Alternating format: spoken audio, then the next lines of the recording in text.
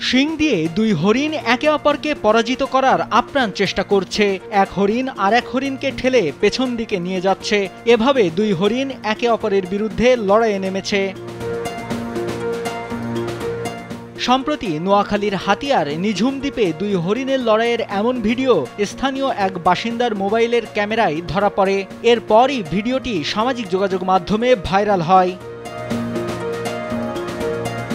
ভিডিওতে দেখা যায় একপাল হরিণ দ্বীপের ভেতর ঘোরাঘুরি করছে। এভাবে হরিণের দলটি জঙ্গলের মধ্যে ঢুকে পড়ে। তারপর দুই হরিণ লড়াইয়ে নামে, শিং দিয়ে একে অপরকে পরাস্ত করার আপ্রাণ চেষ্টা। তবে ভিডিওতে দেখা মেলেনি হরিণের লড়াইয়ে কোন হরিণ জয়ী হয়েছে।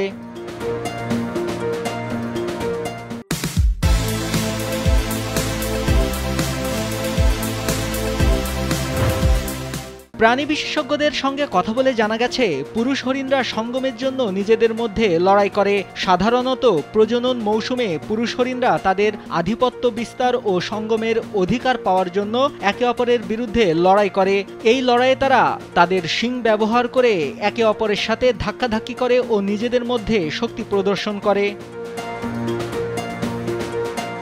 আরও জানা গেছে, এই লড়াইয়ে কেবল নিজেদের মধ্যে শক্তির প্রদর্শনী নয়, বরং এটি তাদের মধ্যে একটি নির্দিষ্ট সামাজিক কাঠামো তৈরি করে। যে হরিণটি শক্তিশালী ও জয়ী হয় সে সাধারণত দলের নেতা হয় ও সঙ্গমের সুযোগ বেশি পায়।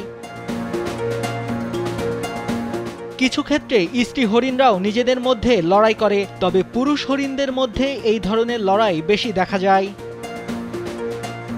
নাইমুল হাসিব, কালবেলা।